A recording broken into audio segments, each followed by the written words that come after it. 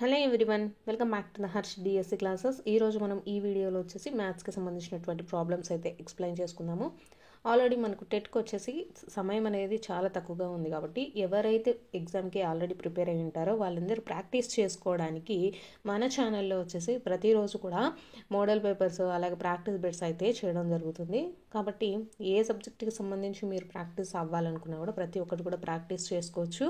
అలాగే కంటెంట్కి సంబంధించి ప్రతి ఒక్క వీడియోస్ కూడా చేశాను. ఏమైనా డౌట్స్ ఉంటే ఒకసారి అయితే చూసుకుంటూ ఉండండి. సో ఈరోజు మనం మ్యాథ్స్కి సంబంధించి ఎటువంటి క్వశ్చన్స్ అడుగుతున్నారు, మనము ఈజీగా మనకి ఇచ్చినటువంటి టైంలో ఎలా సాల్వ్ చేయాలి అనేటటువంటి అంశాలను మనము ఈ వీడియోలో అయితే చూద్దాము. ఫస్ట్ క్వశ్చన్ వచ్చేసి -270 మైనస్ బ్రాకెట్లో మళ్ళీ -270 విలువ ఎంత అనేసి ఇచ్చారండి. సో ఇలాంటిది ఈజీగానే ఉంటుంది కదా. ఇక్కడ వచ్చేసి -270. సో ఇక్కడ మైనస్ అలాగే బ్రాకెట్లో మైనస్ ఉంది కాబట్టి ఇది మనకేమవుతుంది, ప్లస్ అవుతుంది. సో -270 ప్లస్ 270 పోతే మనకి ఎంత అవుతుందండి, 0. సో ఆన్సర్ వచ్చేసి 4th ఆప్షన్ అండి.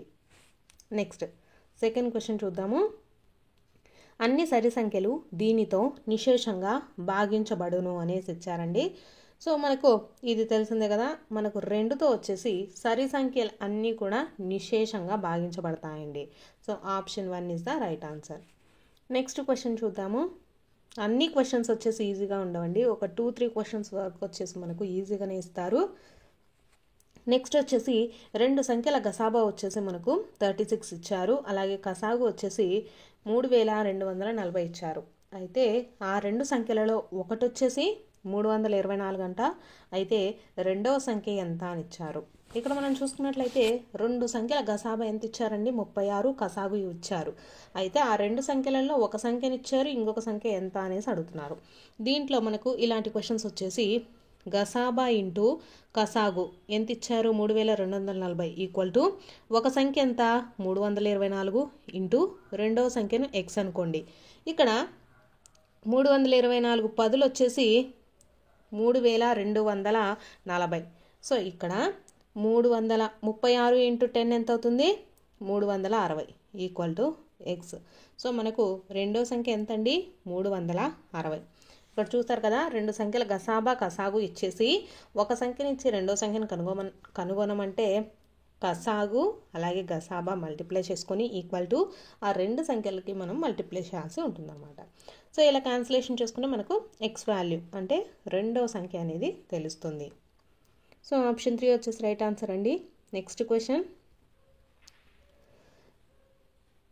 క్వశ్చన్ చూసుకున్నట్లయితే మనకు ఒక సమాంతర చతుర్భుజంలో భూమి ఎత్తుల నిష్పత్తి అయితే ఇవ్వడం జరిగిందనమాట. సో వైశాల్యం వచ్చేసి 360 ఇచ్చారు. అయితే సమాంతర చతుర్భుజం యొక్క భూమి ఎత్తును మీటర్లలో మనం కనుక్కోవాల్సి ఉంటుంది. ఇక్కడ మనకు సమాంతర చతుర్భుజం వైశాల్యం అండి. సమాంతర చతుర్భుజం యొక్క వైశాల్యానికి ఫార్ములా వచ్చేసి B/H.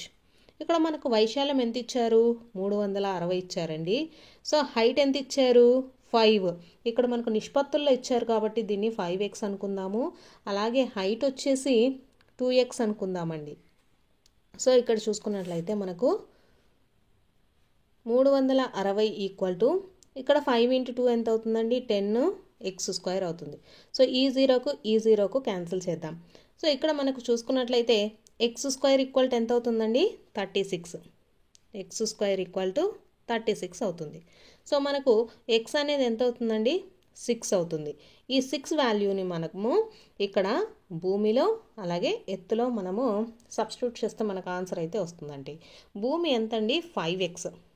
భూమి ఎంత, భూమి ఈక్వల్ టు 5x అవుతుంది. సో ఇక్కడ 5 × 6 ఎంత అవుతుందండి, 30. నెక్స్ట్ హైట్ని చూసుకున్నట్లయితే మనకు హైట్ ఎంత అండి, 2h. హైట్ 2h అని ఇచ్చారు కాబట్టి మనకి h ఇక్కడ x వాల్యూ ఎంత అండి, 6. సో 12. మనకు భూమి వచ్చేసి 30 అవుతుంది, హైట్ వచ్చేసి 12 అవుతుందండి.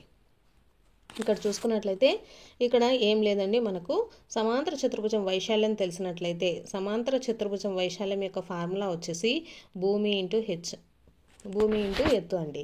ఇక్కడ వైశాల్యం మనకు 360 ఇచ్చారు, అలాగే ఇక్కడ దీన్ని 5x అనుకుందాం, హెచ్ను వచ్చేసి 2x అనుకుందాం.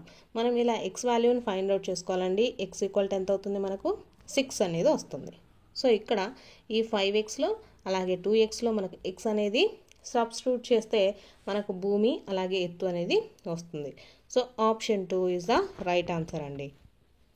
నెక్స్ట్ క్వశ్చన్ వచ్చేసి 1 క్వింటాల్కు కిలోగ్రాములు ఎంత అనేసి ఇవ్వడం జరిగింది. మనకు వచ్చేసి 1 క్వింటాల్కు 100 గ్రామ్స్ అండి. Option 2 is the right answer. Next క్రింది వాటిలో అధిక కోణం ఎంత అనేసి ఇచ్చారండి. సో అధిక కోణం అంటే మనకు 91 డిగ్రీస్ అండి. 90 తర్వాత ఉండేటటువంటి ఏ కోణాన్నైనా సరే మనము అధిక కోణం అనేసి పిలుస్తాము. So option 4 is the right answer. Next question వచ్చేసి 7:11 నిష్పత్తిలో ప్రతి పదానికి ఎంత కలిపితే మనకు నిష్పత్తి 3:4కి సమానం అవుతుంది అనేసి ఇచ్చారండి. సో దీంట్లో మనం ఎలా రాసుకోవాలంటే 7కి ఎంత కలిపితే అనేసి ఇచ్చారు. సో x/11 ప్లస్ xకి ఎంత కలిపితే మనకు 3/4 వస్తుంది అనేసి ఇచ్చారు. దీన్ని మనం ఎలా రాసుకుంటాము, ఇక్కడ ఈ 4ని ఇలా క్రాస్ మల్టిప్లై అయితే చేసుకుంటే 4/7 plus x equal to 3/11 plus x. ఇక్కడ వచ్చేసి 4 28 ప్లస్ 4x ఈక్వల్ టు 11 మూల 33 ప్లస్ x. ఇక్కడ 4xలో అలాగే దీన్ని 28 33 అండి. 33లోంచి 28 తీసేస్తే మనకి ఎంత వస్తుంది, 5 అవుతుంది. ఇక్కడ వచ్చేసి 4xలో నుంచి 3xని తీసేస్తే ఎంత అవుతుంది, x అవుతుందండి. x equal to 5. చూసారు కదా, ఇక్కడ 7:11 నిష్పత్తిలో ప్రతి పదానికి ఎంత కలిపితే మనకు 3:4 అవుతుంది అనేసి ఇచ్చారండి. సో ఎంత కలిపితే అన్నారు కాబట్టి కలిపేదాన్ని మనం x అనుకుందాము. So 7 plus x/11 plus x equal to 3/4. దీన్ని క్రాస్ మల్టిప్లై చేసుకోండి, మీకు x వాల్యూ అనేది వస్తుంది. x ఈజ్ ఈక్వల్ టు ఎంత వస్తుందండి, 5 అనేది వస్తుంది. సో మనకు ఎంత కలిపితే అనేసి ఇచ్చారు కాబట్టి ఎంత కలిపితే మనకు ఈక్వల్ అవుతుంది, 5 అనేది కలిపితే ఈక్వల్ అవుతుంది. సో కరెక్ట్ ఆన్సర్ వచ్చేసి 5 అండి. కరెక్ట్ ఆన్సర్ వచ్చేసి 5.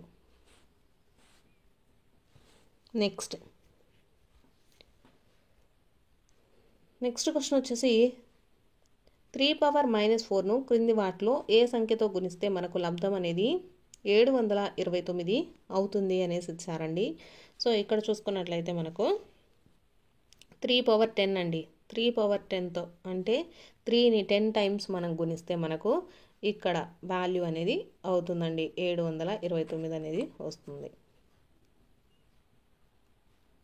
నెక్స్ట్ ఇక్కడ వచ్చేసి 3⁻⁻4ను క్రింది వాటిలో అండి, అంటే ఇక్కడ 3⁻⁻4 కూడా ఉంటుందండి. ఇలా చేస్తే మనకు ఆన్సర్ ఎంత వస్తుంది, 729 అనేది వస్తుంది. 3⁻⁻4ను 3/10తో గుణిస్తే మనకు 729 అనేది వస్తుంది. కాబట్టి ఆన్సర్ వచ్చేసి ఎంత, 3/10. నెక్స్ట్ది చూసుకున్నట్లయితే ఇక్కడ పొడవు L ఇచ్చారండి 8.2 మీటర్స్, వెడల్పు B ఈక్వల్ టు 2 మీటర్లు ఇచ్చారు, ఎత్తు వచ్చేసి H 2 మీటర్స్ ఇచ్చారు. అయితే దీర్ఘఘనాకార సంపూర్ణతల వైశాల్యం ఎంత అనేసి ఇచ్చారనమాట. సో దీర్ఘఘనాకార సంపూర్ణ వైశాల్యం ఎంత అంటే ఫార్ములా వచ్చేసి దీనికి వైశాల్యం is equal to 2/LB plus BH plus HL. ఇది వచ్చేసి మనకు ఫార్ములా అండి. ఇది మనకు ఫార్ములా. దీంట్లో మనకు L ఎంతండి 8.2 మీటర్స్, అలాగే B వచ్చేసి 2 మీటర్స్, నెక్స్ట్ B వచ్చేసి 2 మీటర్స్, H వచ్చేసి 2 మీటర్స్, అలాగే H అలాగే L వాల్యూస్ను మనం సబ్స్టిట్యూట్ చేస్తే మనకు ఆన్సర్ అనేది వస్తుందండి. సో ఆన్సర్ వచ్చేసి మనకు 73.6 చదరపు కిలోమీటర్లు అనేది వస్తుంది. ఇక్కడ ఏం లేదండి, మనకు పొడవు ఇచ్చారు, వెడల్పు ఇచ్చారు, ఎత్తు ఇచ్చారు. సో మనం దీర్ఘఘనాకార సంపూర్ణతల వైశాల్యం కనుక్కోవాలి. దానికి ఫార్ములా వచ్చేసి 2/LB plus BH plus HL. దీంట్లో ఆ వాల్యూస్ సబ్స్టిట్యూట్ చేస్తే మనకు ఆన్సర్ అనేది వస్తుంది. నెక్స్ట్ క్వశ్చన్ నెక్స్ట్ క్వశ్చన్ వచ్చేసి అమర్ 10 గ్రాముల బంగారాన్ని 28,000కు కొని 40,000కి అయితే అమ్మాడంట. సో అమ్మిన లాభం ఎంత వచ్చింది అనేసి అడిగారండి. సో మనకు లాభము ఈక్వల్ టు అమ్మిన వెల మైనస్ కొన్న వెలను తీసేస్తే మనకు లాభం ఎంత అనేది వస్తుందండి. సో అమ్మిన వెల ఎంత 40,000, 40,000లో నుంచి కొన్న వెల ఎంత 28,000 తీసేస్తే మనకు ఆన్సర్ అనేది వస్తుంది. సో 40,000లో నుంచి 28,000 తీసేస్తే ఎంత అండి 12,000. ఆన్సర్ వచ్చేసి 12,000 అండి. సో ఇక్కడ 2, 4 రెండు కరెక్టే అండి. ఇది 12,000 ఉంది కాబట్టి option 2, option 4 is the right answer. Next question వచ్చేసి ఒక రైలు గంటకు 75 కిలోమీటర్లు అయితే వెళ్తుందనమాట. సమవేగంతో ప్రయాణించిన అది 20 నిమిషాలలో ఎన్ని కిలోమీటర్లు ప్రయాణిస్తుంది అనేసి ఇచ్చారు. ఒక గంటకు ఎన్ని కిలోమీటర్లు పోతుంది 75 కిలోమీటర్లు. సో ఒక గంటకు ఎన్ని నిమిషాలండి 60 నిమిషాలు. 60 నిమిషాలకు 75 కిలోమీటర్లు పోతుంది. అయితే 20 నిమిషాలలో మనకు ఎన్ని కిలోమీటర్లు పోతుంది తక్కువనే పోతుంది. కాబట్టి ఈ మనకు ఏకవస్తు రూపంలో మనం ఈ ఫార్ములా అయితే చేయాలండి. సో తక్కువనే పోతుంది కాబట్టి తక్కువ బై ఎక్కువ ఇంటూ 75. ఇక్కడ 0కి 0 క్యాన్సిల్, 2 1లు 2 3లు, 3 తోటి వచ్చేసి 3 2లు 3 5లు. సో ఎన్ని కిలోమీటర్లు పోతుందండి 25 కిలోమీటర్లు పోతుంది. So option 4 is the right answer. Next question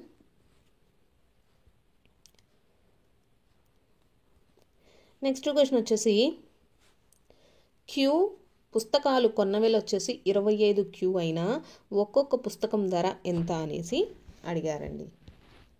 ఇక్కడ వచ్చేసి మనకు ఒక్కొక్క పుస్తకం వెల ఎంత అవుతుంది అంటే 25 రూపాయలు అవుతుంది. ఎందుకంటే క్యూ పుస్తకాలు కొన్న వెల ఎంత 25 క్యూ అంట. అంటే ఎన్ని పుస్తకాలు కొంటే అన్ని 25లు అవుతాయి కాబట్టి. సో ఇక్కడ ఒక పుస్తకం అడిగారు కాబట్టి ఒక పుస్తకం అంటే ఎంత వాల్యూ 25. నెక్స్ట్ క్వశ్చన్ వచ్చేసి 2 సంఖ్యల మొత్తం ఇచ్చారండి 29 మరియు ఒక సంఖ్య మరొక దానికంటే 5 ఎక్కువ అయినా ఆ సంఖ్యలు ఎంత అనేసి అడిగారు. ఇక్కడ చూసుకున్నట్లయితే మనము 2 సంఖ్యలు ఉన్నాయి కదా, ఒక సంఖ్య మరొక దానికంటే 5 ఎక్కువ అని అడిగారు. ఒక సంఖ్యను x అనుకుందాము, అలాగే ఇంకొక సంఖ్య వచ్చేసి మనకు 5 ఎక్కువ అనేసి ఇచ్చారు. సో ఇది మొత్తం ఎంత 2 సంఖ్యల మొత్తం ఎంత అని ఇచ్చారు 29. సో ఇక్కడ చూసుకున్నట్లయితే 2x + 5 = 29. ఇక్కడ 2x ఈక్వల్ టు ఎంత అవుతుందండి 25. ఇక్కడ 5 అనేది మనం ఈక్వల్ టు అవతలకి తీసుకోపోతే 29లో నుంచి 5 పోతే ఎంత 24. సో x ఈక్వల్ టు ఎంత అవుతుందండి 2 తోటి మనము తీసేస్తే 2 1లు 2 2లు. సో x ఈక్వల్ టు ఎంత అవుతుంది 12 అవుతుంది. ఈ 12 అనే దాన్ని మనము ఈ వాల్యూస్లో సబ్స్టిట్యూట్ చేద్దాం. మనం ఫస్ట్ సంఖ్యను ఎంత అనుకున్నాం x అనుకున్నాం కాబట్టి ఒక వాల్యూ అనేది 12 అవుతుంది. ఇంకొకటి వచ్చేసి x + 5 కదా. సో x + 5 అంటే రెండో సంఖ్య. సో 12కి 5 కలిపితే ఎంత అవుతుంది 17. సో ఆ రెండు సంఖ్యలు ఎంత 12 అలాగే 17. So option 2 is the right answer అండి. ఇక్కడ మనకు 2 సంఖ్యల మొత్తం ఎంత ఇచ్చారు 29 ఇచ్చాడు. ఒక సంఖ్యను మనం ఏమనుకున్నాం x అనుకున్నాము, ఇంకొక సంఖ్య వచ్చేసి దానికంటే 5 ఎక్కువ అనేసి ఇచ్చారు. సో x + 5 అని వేసుకున్నాము. సో దీన్ని సబ్స్టిట్యూట్ చేస్తే మనకు x వాల్యూ అనేది వస్తుంది. x వాల్యూను మనము అనుకున్నాం కదా ఒక సంఖ్య x అని, ఇంకో సంఖ్య x + 5 అని, దాంట్లో సబ్స్టిట్యూట్ చేస్తే మనకు ఆ సంఖ్యలు ఏంటి అనేసి వస్తుందండి. సో ఆన్సర్ చూసుకున్నట్లయితే మనకు 12 17 అనేది ఆన్సర్. నెక్స్ట్ క్వశ్చన్ చూద్దాము. క్రింది వానిలో సంయుక్త సంఖ్య అనేసి ఇచ్చారండి. సంయుక్త సంఖ్య అంటే ఏంటంటే మనకు 1తో కాకుండా మిగిలిన దానితో కూడా మనకు అది భాగించబడితే దాన్ని సంయుక్త సంఖ్యగా చెప్తాం కదా. ఇక్కడ చూసుకున్నట్లయితే మనకు 91 అనేది సంయుక్త సంఖ్య. నెక్స్ట్ చూసుకున్నట్లయితే క్రింది వానిలో పూర్ణాంకాలు అంటే ఏంటి అనేసి ఇచ్చారు. మనకు పూర్ణాంకాలలో వచ్చేసి ధన సంఖ్యలు, అలాగే రుణ సంఖ్యలు, అలాగే 0 కూడా ఉంటుందండి. పూర్ణాంకాలు అంటే ధన సంఖ్యలు ఉంటాయి, రుణ సంఖ్యలు ఉంటాయి, అలాగే 0 కూడా ఉంటుంది. So option 4 is the right answer.